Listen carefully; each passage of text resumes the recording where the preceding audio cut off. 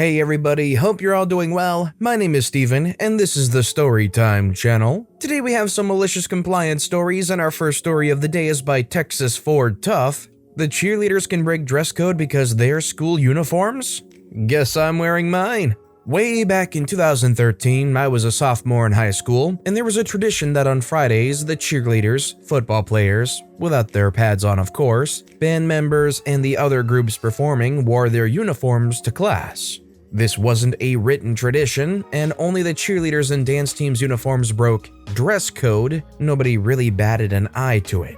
I wasn't a skirt person, but I liked dresses once in a while. As one can tell by my user, I grew up in Texas and it's still significantly hot in August and September. So one time while wearing a casual sundress in September, I was pulled out of class and reprimanded because the end of my dress was 4 inches above the knee, when the dress code said no shorter than 2. I pointed out the cheerleaders and dance teams' uniforms every Friday and how they reached mid-thigh at their longest, but was told that was okay because students can wear official school uniforms, and was sent home to change. Clearly, somehow, someone had forgotten I was on the golf team.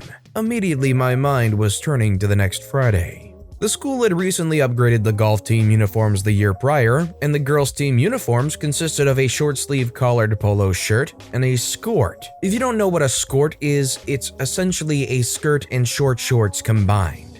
It looks like a skirt, but they essentially act like built-in bike shorts, and these freakers were short. I'd argue shorter than the average cheerleader skirt. So that next Friday, about 3 days later, to my parents' surprise, I was ready to go that morning in my golf uniform, as compared to taking a bag to keep my clothes in to change into after school. But I just said, Fridays, we can wear our uniforms to class, and they accepted without question and took me to school. Well, by second period, I was sent to the office yet again, and the first thing the assistant principal asked me was why I would deliberately disobey her right after our last conversation, and threatened in-school suspension. I'll never get anywhere in life by not listening, yada yada yada.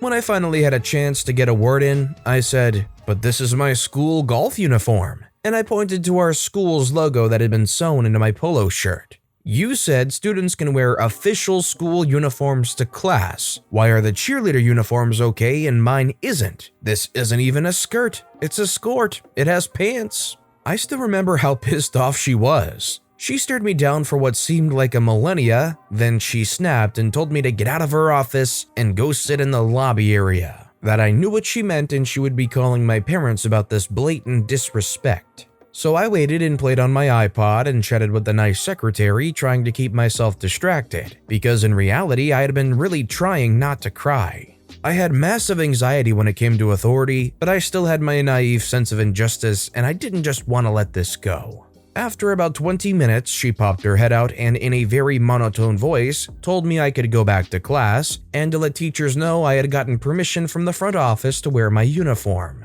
Then she went back in and closed the door before I could even think to respond. I spent the rest of my day dealing with teachers questioning me about my outfit and 1 or 2 calling the front office to double-check my claim that I had in fact gotten permission and went to practice after school as normal before being carpooled back home. My dad met me at the front door with a small smirk, and I asked him what in the world happened because I knew he was the go-to contact for my school.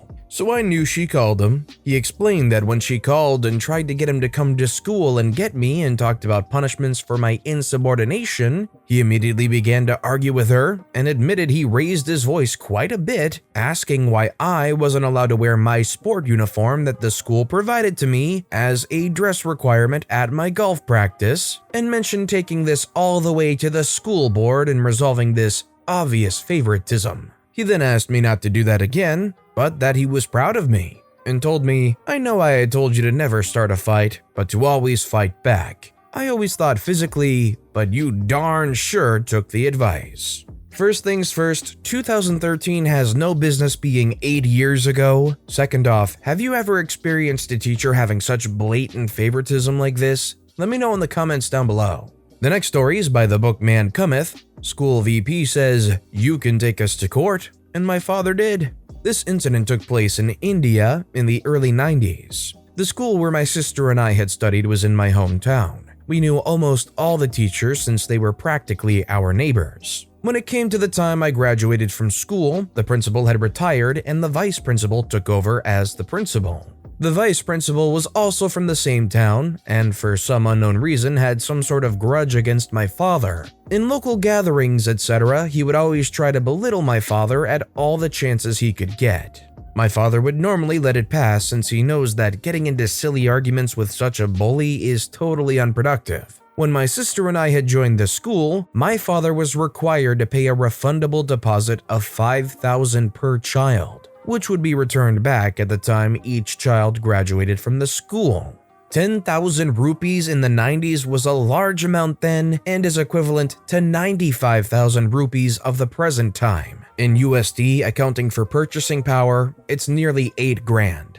I graduated in 1989. When my father inquired about the refund, the VP had informed him that since my sister would be graduating in 1 year's time, both the deposits would be returned together. So, when my sister graduated from school, my father requested the school to refund both the deposits. There was no response even after 2 weeks, and my father personally went to the school to demand the refund. The VP, being the egotistical bully, started arguing with my father, stating that the school can't refund the deposits. The argument became very heated, and he outright refused point blank and said, "We are not returning the deposits. Do what you can. You can take us to court if you want."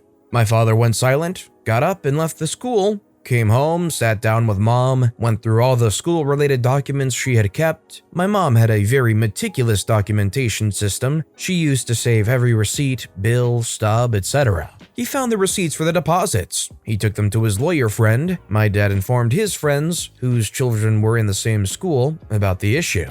The lawyer filed the case and took the school to court. The school couldn't provide any reason for withholding the deposits and fighting with the parent. My dad won.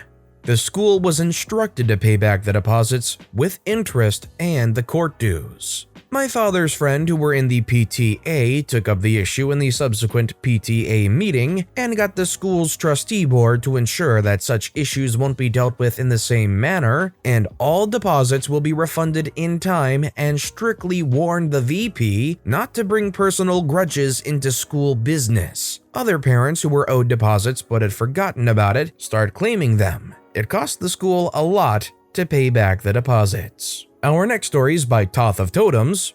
Want me to pay my property tax? Okay, I won't. So this is my dad's malicious compliance story that he did to the district office. I live with my parents in a village and the area I live in, let's call it a block, there are 30 houses including mine. In my part of the village area, we don't have an individual mailbox for each house. Instead, we have a huge mailbox at the start of the street for everyone to use. Every year in my country, we will receive a letter from the district office, DO, telling us how much property tax we need to pay them. Since the house was built on land my mother inherited from my late grandparents, her name is the one on the residential deed, but most of the time, my dad will be the one who handles all the paperwork. As the person in charge of picking up the letters from the mailbox, I always notice that my mom will receive a lot of letters from the DO during the tax season. Each of them is the paper telling us how much tax we need to pay, and every one of them is different. I never asked why or what happened until a few days ago. I had tea with my father, so I asked about them. Turns out, because of some stupid clerical issue at the DO, all of the property tax for all of the houses in the block was placed under my mom's name. All 30 of them. My dad told me that he had brought the matter to the DO many times, and he told me this is how the conversation will always go. Excuse me, I would like to inquire about my property tax. How come we receive 30 of them? The DO office says, "Oh, that is because they're all registered under your wife's name." That is a mistake. We only have one house that's registered under my wife's name. Please fix this. "We can't, sir. If you want to change it, please show us the proof of sale and ownership transfer." But there is no sales record, since other than the one my family and I live in at the moment, we don't own the other houses, so obviously we didn't or even can't sell them. "Unfortunately, sir, we can't help you unless you have those evidence. Please pay your residential tax, sir." Well, which one should I pay? Which one of them is for the house that I'm living in? "You need to pay all of them, sir, and I don't know which one is which since all of it is registered under your wife's name." So you want me to pay for my residential tax, but you can't tell me which one is mine, and you won't be able to fix this unless I show you the proof that we had sold the house we don't own. You can't change the name on those houses to the right owner's names? Yes. Well, fine. I won't pay anything then. Excuse me, sir, but you need to pay your residential tax. Yes, I need to pay for my, or rather, my wife's residential tax. Other than the one we live in right now, the rest aren't mine. But if you don't pay, we will seize the houses. Go ahead, those are not my houses. And if you seized mine, we'll see what the media would say. And that is how my family, and everyone that lives in the block, never paid even a single cent of the residential tax throughout 20 plus years of living there. And due to the DO's ineptitude, the issue is never solved and no DO officer came to seize our property or anything. I just find it insane that the DO office is willing to pass up all that money that they could gain from 30 properties. Rather than fix the issue, they're just going to let it sit around and never collect any money. That's just weird. It reminds me of a scene from Pirates of the Caribbean where the villains take somebody hostage and they say that they're going to shoot them, and one of the main characters go, "Shoot him, he's not our man." It's really a moment of harsh realization for the people that are threatening stuff. And our final story of the day is by Tropic Lush. My dad served my detention. When I was a freshman in high school, I went to a school that was 30 plus minutes drive away. They had a policy that 3 tardies, with a good excuse or not, across a semester would automatically assign an after-school detention. I was a really good kid. Never got in trouble ever, always really nice and friendly to everybody, worked really hard at everything I did from sports to studies. Even if I wasn't the best at either, I tried super hard, and all my teachers knew that and all had good rapport with me. My parents declined to sign the detention notice and explained to administration how I had zero control over when they left, and especially no control of road and traffic conditions, even after us leaving extra early to have a time cushion. I was only late by a couple of minutes on the rare time I was even late. But administration declined to remove the detention assignment. I asked my parents to just let it go and let me serve the stupid detention just to be done with it, or just decline and leave it at that. But they had other plans. The next day, my little professory-looking social worker counselor dad with the big glasses, briefcase, worn-down notepad, and his prized 20-year-old Mont Blanc pen signed himself into the school to serve detention the next afternoon, much to the embarrassment and discomfort of the administrators. They had a hard time holding eye contact with him and were visibly uncomfortable. They found an empty room to put him in and checked in on him once or twice, even offered to let him leave early. But he declined, so he would serve the full amount of detention they assigned and wrote sentences for an hour until detention was over. To my recollection, after that, there seemed to be a differentiation between excused and unexcused tardies. I don't know if for the whole school, but for us anyway, it was never an issue for me after that. But like I said, it was rare anyway to even be a couple minutes late. At the time, I was so embarrassed, but looking back now, it's kind of funny. And I appreciate the point he was making in not letting me get punished for something I didn't do wrong and had no control over. I definitely think zero tolerance policies in situations like these are no good, especially if students have to come to that school from half an hour plus away. There definitely needs to be some kind of leniency on arriving a few minutes late. So what if a kid arrives to school a couple minutes late? What are they going to do, mess up roll call? They're not going to miss anything. Imagine just trying to ruin this kid's school experience by making them sit there for an hour in an after-school detention because they showed up a couple minutes late a few times. It's pretty ridiculous to think about, right?